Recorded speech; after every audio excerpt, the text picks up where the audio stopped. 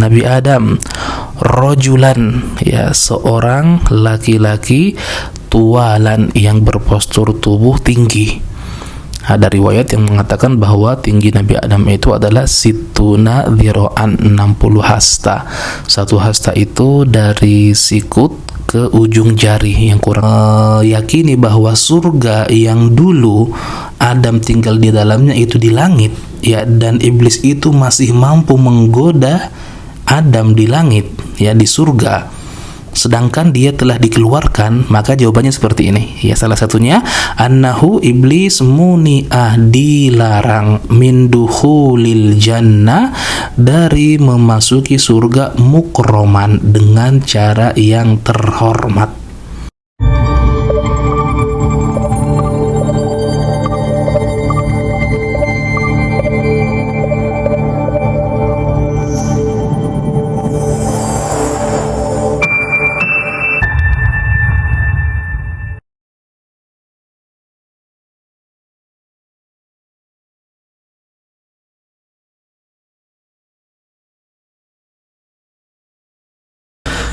Bismillahirrahmanirrahim. Assalamualaikum warahmatullahi wabarakatuh. Sahabat kalian, mudah-mudahan selalu dalam keadaan sehat walafiat. Amin ya rabbal alamin.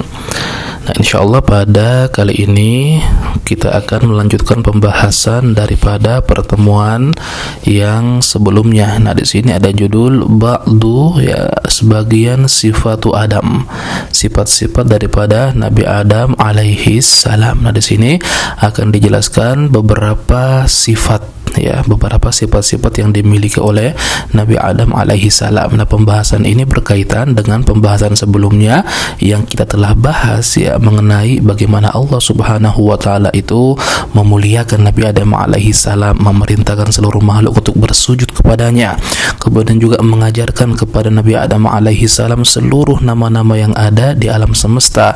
Kemudian yang terakhir yang kita bahas, bagaimana Allah memuliakan Nabi Adam alaihi salam dengan cara mengizinkan, ya, memerintahkan Nabi Adam dan Hawa untuk tinggal di tempat yang paling istimewa di alam semesta ini, yaitu di surga. Nah, sahabat sekalian yang dirahmati Allah Subhanahu wa taala, ini masih lanjutan dari pembahasan yang sebelumnya, ya.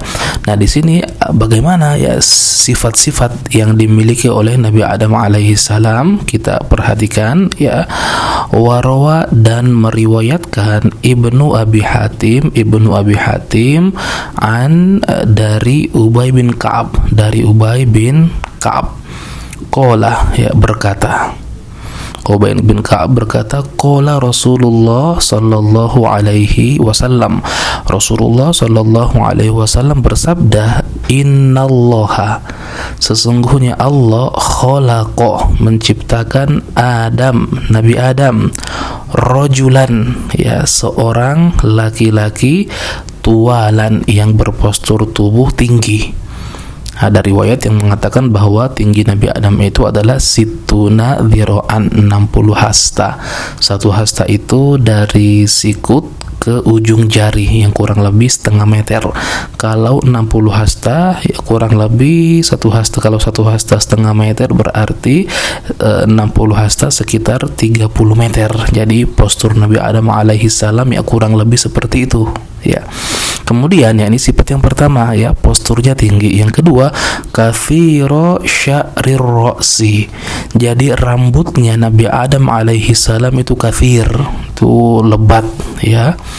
Kemudian juga ka'annahu, ya, seakan-akan dia, Nabi Adam itu, nakhlatun, pohon kurma, sahuk, yang tinggi, ya, karena posturnya tinggi maka diperumpamakan seperti pohon kurma.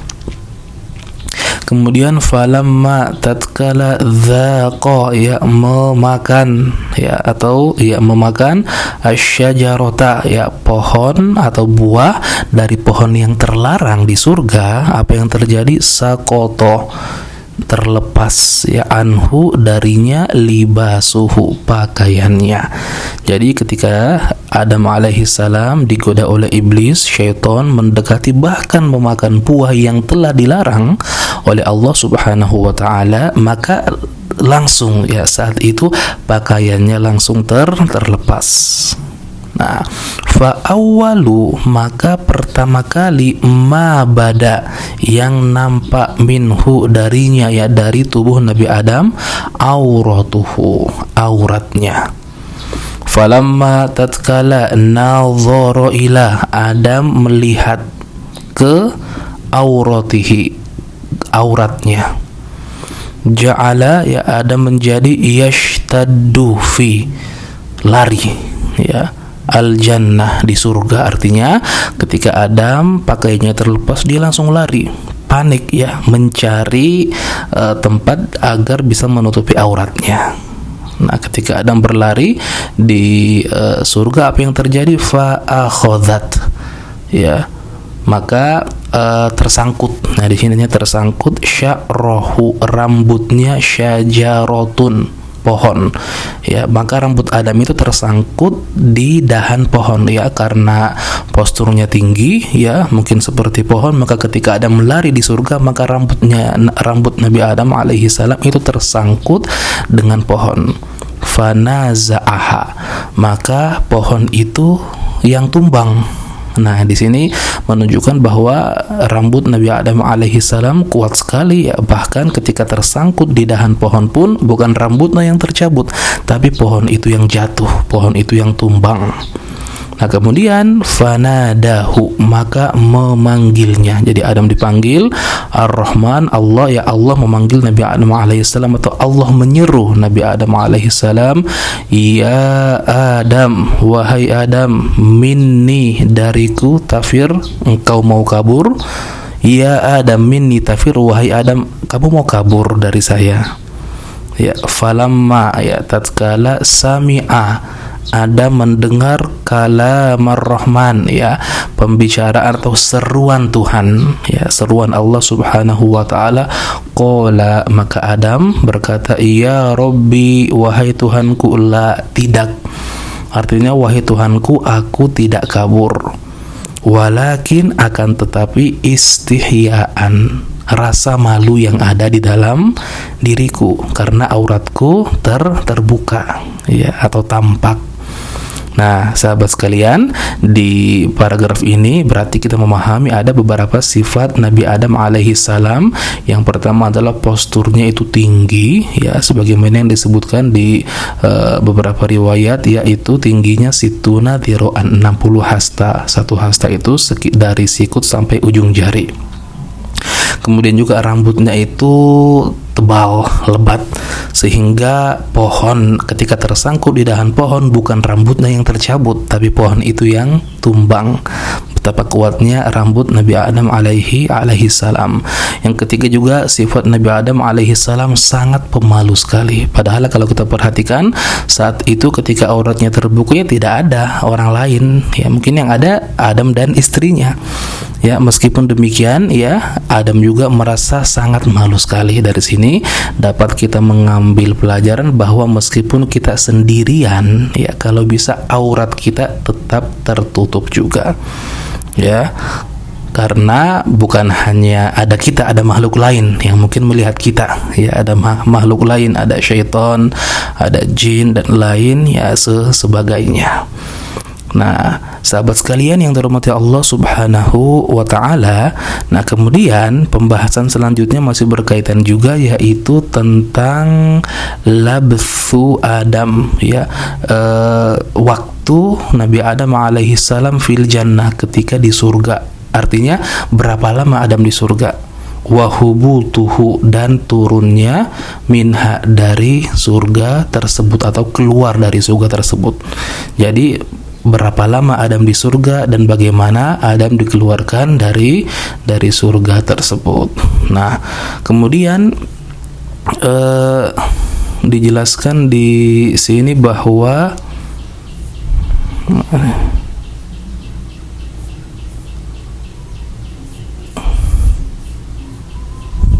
Warwa dan meriwayatkan Al-Hakim an Ibni Abbas dari Ibnu Abbas, ya, qala, ya, berkata Ibnu Abbas, ma uskina, Adam tidak diperkenankan untuk tinggal, atau Adam tidak tinggal, ya, Adam ma uskina, tidak tinggal Adam, Nabi Adam alaihi salam, ya, ma uskina Adam al-jannah, di surga. Jadi Adam tidak tinggal di surga illa, kecuali ma baina, di antara salatil asri, salat asar, ila, sampai ghurubis syams, terbenamnya matahari.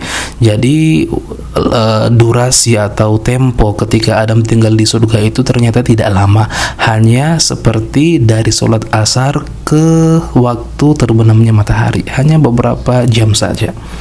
Thumma, kemudian, ya, qala, berkata, ini di sini tidak usah saya jelaskan, nah ini hanya penjelas atau derajat hadis tersebut. Nah, intinya kita memahami bahwa Nabi Adam tidak tinggal di surga kecuali hanya sebentar saja, hanya seperti di antara sholat asar sampai terbenamnya matahari. Nah, kemudian juga, ya, warawa, dan meriwayatkan Ibnu Abi Hatim an dari Ibni Abbas, qala, berkata, uhbito Adam diturunkan, ya, Adam diturunkan alaihi salam ilal ardi, ke bumi, ya, di bumi, di suatu tempat, ya, yuqalulaha, dan tempat tersebut disebut dengan Dahna, ya. Jadi ketika Adam dikeluarkan dari surga, ya, dan diturunkan ke muka bumi ini, maka Adam diturunkan di suatu tempat yang namanya Dahna. Di mana Dahna itu? Baina Makkah wa Taif, di antara Makkah dan Taif. Nah, di sini ada juga yang mengatakan bahwa Dahna itu di wilayah India. Baik, kita lanjutkan. Wa'an, dan dari Al-Hasan Al-Basri, dari Hasan Al-Basri, qala, berkata, bito, diturunkan Nabi Adam alaihi salam, bil Hind, di India. Wa Hawa, adapun Hawa diturunkan di mana? Bi Juddah, di Jeddah. Wa Iblis, dan Iblis diturunkan di mana? Di Dastumisan, di sebuah tempat, sebuah wilayah yang bernama Dastumisan. Di mana Dastumisan tersebut? Minal Busrah, ya, jaraknya dari Basra itu ala amyal, ya, ala amyal, beberapa mil. Jadi kalau mil itu kurang lebih 1,6 kilo, ya, artinya dapat dipahami di sini bahwa wilayah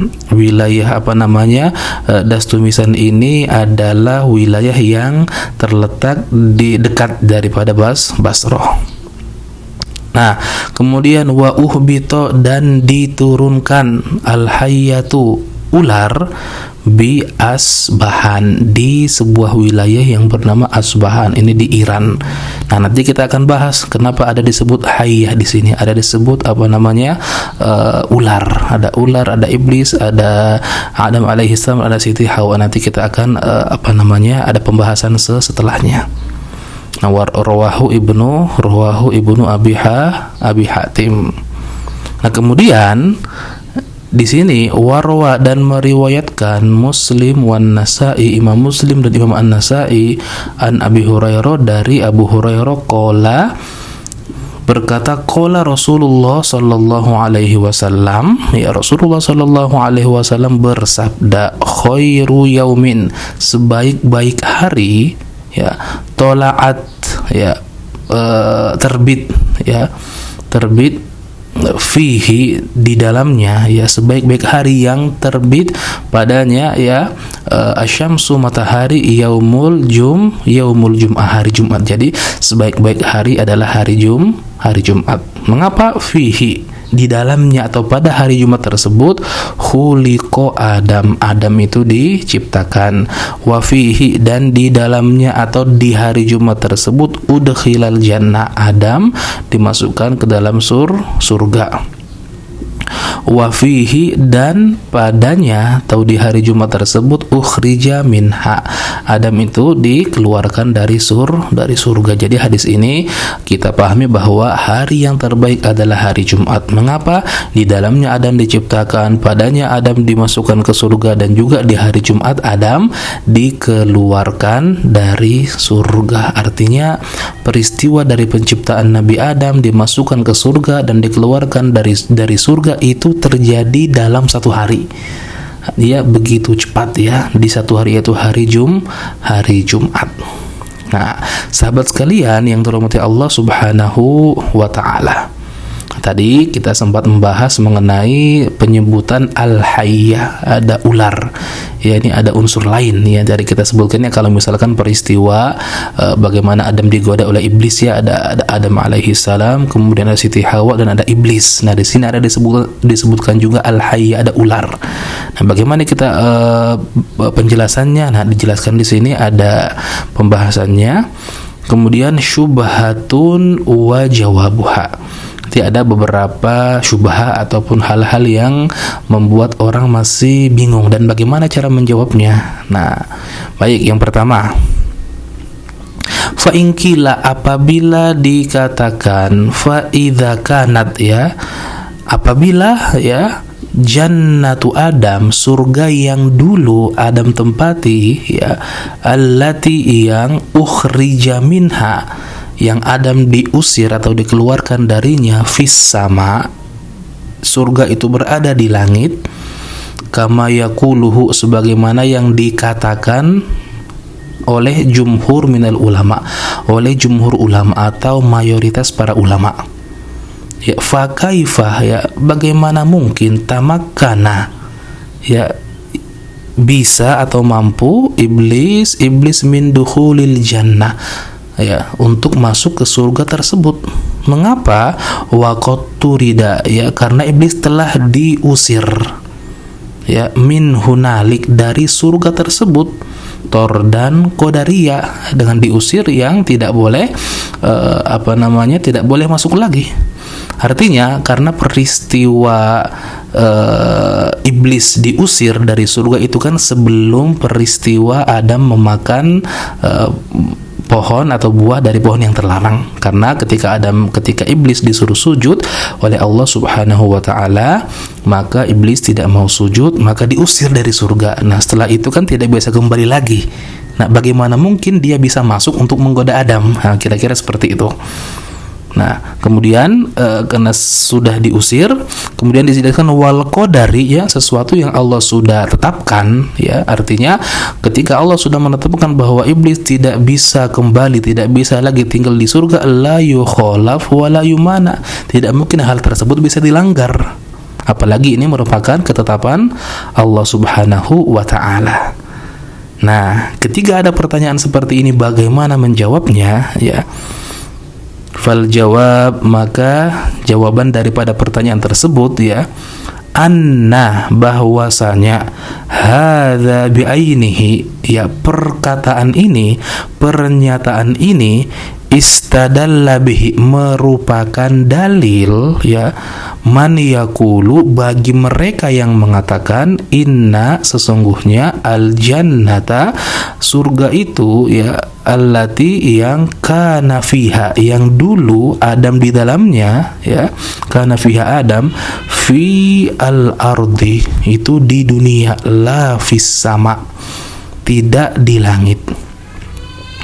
Sebagaimana, ya, sebagaimana qad basatna, kami telah menjelaskan rincian daripada pembahasan tersebut, hal tersebut fi awwali kitabina, di permulaan kitab kami, ya, al-bidayah wan nihayah. Jadi Ibnu Katsir, ya, Imam Ibnu Katsir pernah setelah menjelaskan hal tersebut di permulaan kitabnya al-bidayah wan nihayah. Jadi sahabat sekalian yang dirahmati Allah Subhanahu wa taala, secara ringkasnya paragraf ini itu membahas ketika ya ada yang mengatakan bahwa bagaimana mungkin iblis bisa masuk kembali ke surga untuk menggoda Nabi Adam dan Hawa, padahal sebelumnya iblis sudah diusir, iblis sudah dikeluarkan dari surga ketika tidak mau sujud kepada Adam.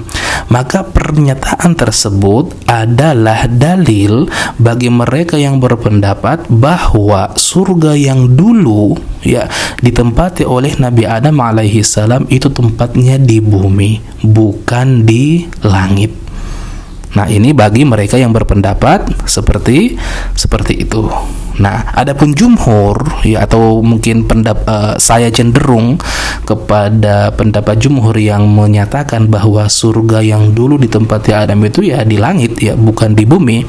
Bagaimana cara kita menjawab pertanyaan tersebut? Nah, sekarang kita melihat bagaimana jawaban jumhur, karena yang tadi itu belum tidak menunjukkan atau bukan jawaban jumhur yang menjelaskannya. Nah, di sini kita perhatikan.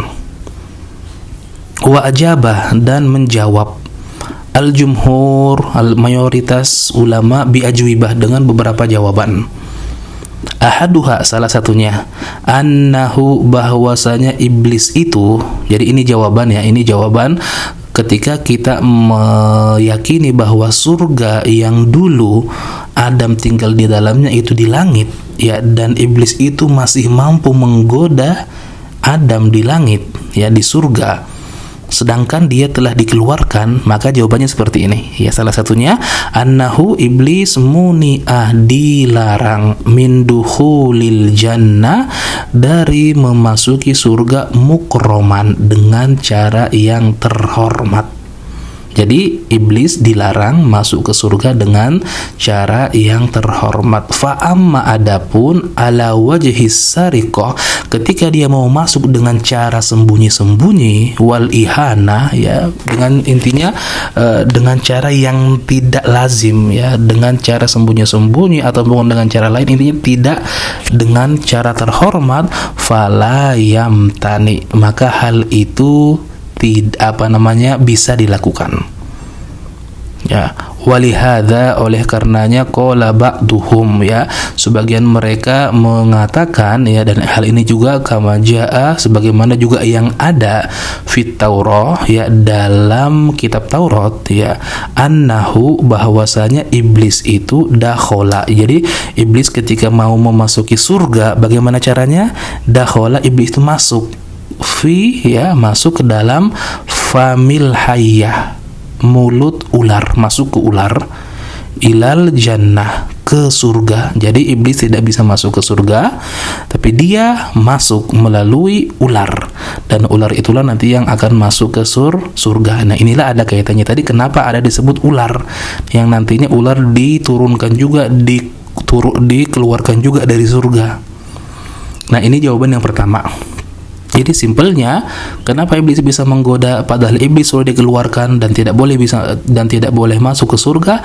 Maka jawabannya ini yang pertama. Ya, masuk dengan cara terhormat tidak boleh.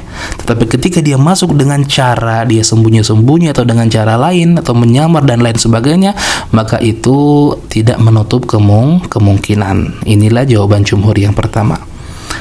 Jawaban yang kedua, waqad qala, dan telah berkata ba'duhum, sebagian mereka, yahtamilu, adanya kemungkinan, annahu, iblis tersebut, waswasa, menggoda, lahuma, keduanya, yaitu Adam dan Hawa, wahuwa, dan iblis itu, kharijun, di luar, babil jannah, pintu surga. Artinya tidak menutup kemungkinan iblis menggoda Adam dan Hawa, tapi iblis tidak masuk, dia hanya dari depan pintu surga. Ini jawaban yang kedua. Ada jawaban yang lain, waqala, dan berkata ba'duhum, sebagian mereka, yahtamilu, ada juga kemungkinan, annahu, bahwasanya iblis itu, waswasa, menggoda atau merayu, lahuma, keduanya, yaitu Adam dan Hawa, wahuwa, dan iblis itu, fil ardi, tetap di bumi ya, jadi menggoda dari jauh Ya, adapun Adam wahuma, dan keduanya Adam dan Hawa fis sama, di langit. Dzakaruha, hal tersebut telah disebutkan oleh Az-Zamakhsyari wa ghairuhu. Jadi inilah beberapa jawaban yang dijelaskan oleh jumhur ketika ada yang bertanya bagaimana mungkin iblis yang sudah diusir, yang sudah dikeluarkan dari surga, namun tetap bisa menggoda Nabi Adam dan Siti Hawa. Nah, sahabat sekalian yang dirahmati Allah Subhanahu wa taala, sebenarnya hal yang ingin saya tekankan bahwa tidak usah terlalu memahami secara spesifik tentang tata cara iblis menggoda.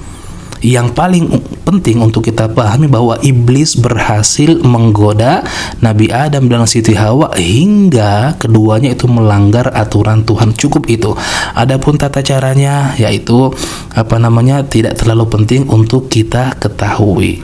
Cukup kita memahami iblis berhasil, dan itulah yang disebutkan di dalam Al-Quran. Baik para pendengar dimanapun Anda berada, mudah-mudahan ini dapat menambah wawasan ya bagi siapapun yang mendengarkan kajian ini, dan juga terkhusus bagi diri saya pribadi ya. Banyak sekali tentunya pelajaran-pelajaran yang bisa kita ambil ya, yang salah satunya pelajaran yang terpenting yang bagi saya baik untuk kita pahami dan juga kita terapkan, bahwa iblis itu atau syaitan itu merupakan musuh manusia yang obsesi besarnya atau keinginan besar dalam hidupnya dari dulu hingga hari kiamat, ya ingin menjerumuskan Nabi Adam, ingin menjerumuskan anak cucu Adam. Oleh karenanya kita kalau bisa semaksimal mungkin untuk membentengi diri kita daripada godaan iblis, daripada godaan syaitan. Dan Allah dan Rasulnya pun telah mengajarkan kita ya bagaimana membentengi diri kita dari waswas atau dari godaan syaitan ya. Ada isti'adzah ya, kemudian kita ada basmalah sebelum melakukan segala sesuatu, yaitu kan hal-hal untuk kita terhindar daripada godaan iblis, daripada gangguan syaitan. Kemudian juga ada zikir pagi dan petang ya, ada zikir-zikir khusus yang diambil dari Al-Quran, juga diambil dari As-Sunnah. Nah, hal-hal tersebut kita upayakan semaksimal mungkin untuk kita implementasikan ya, untuk kita terapkan dalam kehidupan sehari-hari agar seluruh aktivitas yang kita lakukan bisa terhindar daripada godaan syaitan, iblis dan sekutunya. Baik, barakallahu fikum, terima kasih banyak. Assalamualaikum warahmatullahi wabarakatuh.